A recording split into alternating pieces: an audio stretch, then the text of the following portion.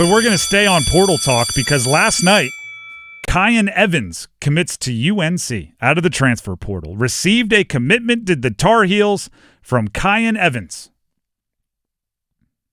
UNC, it better be about fit. That's what I'm saying.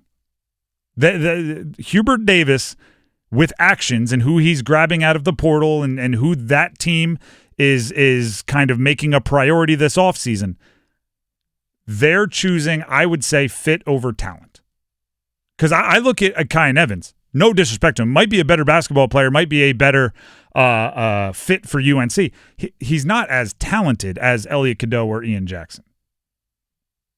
Right? Like when I say talented, maybe the talented might not be the right word, but the raw measurables like, size, speed, recruiting pedigree, explosiveness, we're talking a lot of NFL draft, like the combine stuff. He's not going to be as impressive as some of the other players that UNC has brought in and seen leave.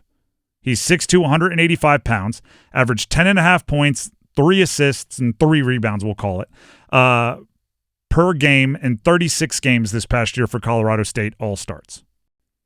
You want to know the real appeal and why I will never say that a player like Kyan Evans doesn't have a place in a program? He shot 44.6% from three. 44.6% from three. Which means I have the one issue I have with every shooter that shoots that high of a percentage. He doesn't shoot enough. Kyan Evans shot 44.6. This comes from Brian Murphy, WRAL sports investigative reporter. He tweeted it out. Shot 44.6% from three-point range last year at Colorado State. That percentage would have been high enough to have him ranked in the top 10 in the entire NCAA, but Evans' 4.7 attempts per game were not enough to qualify on the NCAA stats page. Oh, 4.7 wasn't enough? Wasn't enough to qualify on the NCAA stats page. So he needs to shoot like 6. At 44.6%? Yeah. He needs to shoot 8. Twice as much. Yeah. But that's kind of what I'm getting at here, right? Like he might not be as high recruiting pedigree, tall, explosive as somebody like Ian Jackson, but you're bringing in somebody that shot 44.6% from three and had the ball in his hands a ton this past year. Yeah, because he was their main point guard at Colorado State. Started all 36 games. So you are benefiting from someone else's development of a player. Evans was a low 3-star recruit. I looked up his offers. Pretty much, he had 10 offers, but a lot of them were schools that I hadn't heard much of. He chose Colorado State over like Illinois, Chicago, Indiana State, like programs that are there, but not exactly ACC programs. His freshman year, he played 8 minutes a game, averaged 1.7 points, 0.9 rebounds, and 0.9 assists as a freshman. Okay. Colorado State developed him, right? He played in all 36 games as a freshman, even though it was just 8 minutes per game. He developed that an offseason with him, and he developed into a player that by the end of this year, he had scored in their NCAA tournament win against Memphis. He scored 23 points and went 6 of 9 from three. Career high 23 points, by the way. That's a good job by Colorado State. Yeah. And now UNC says, thanks for your hard work. Bring him on in here, right? That's the good of the transfer portal. That's the good of the transfer portal. UNC is betting on fit in their roster construction this year because I did too much research here. Henry Vasar has come out of the portal from Arizona, 7-footer to UNC. Jonathan Powell from West Virginia, a perimeter player, shooter, has come out of the transfer portal to UNC, and now Kyan Evans comes out of the transfer portal from Colorado State to UNC. Of the, I think on 247 Sports, which does a lot of the portal stuff, they ranked all of the players that entered the portal this year.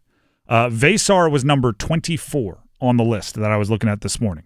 The 23 above him all average more points per game this past season than anyone that committed to UNC out of the portal.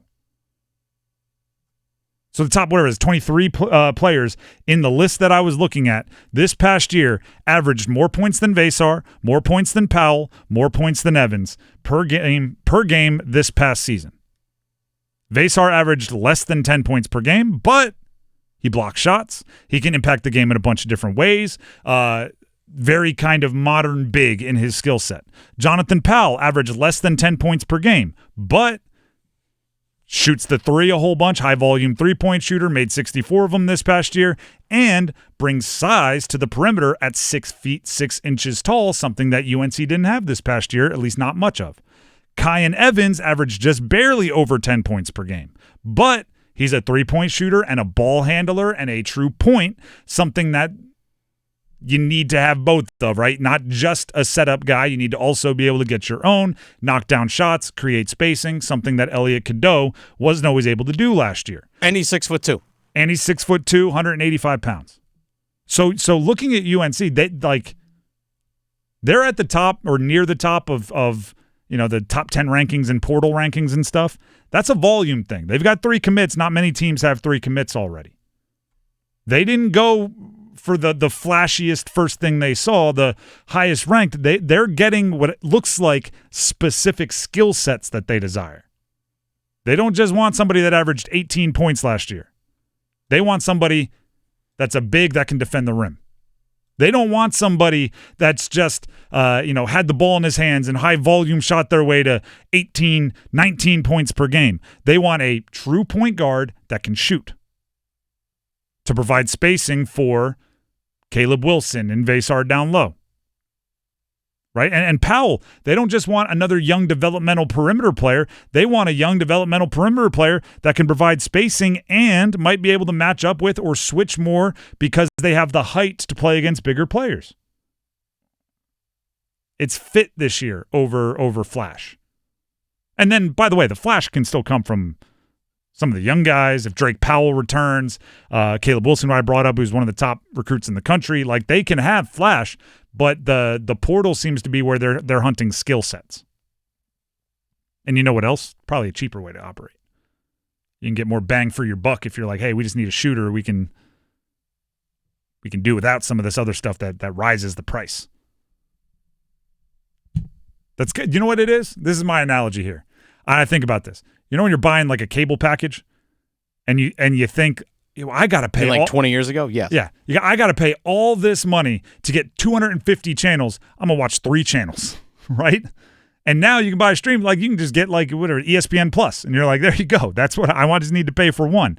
You get a little bit cheaper. They're like, why do I have to pay for pick and roll ability and all this size? I just want shooting, right? Can't I just buy the shooting? I just want a shooter that can space the floor. Perfect. Here's Jonathan Powell. There you go.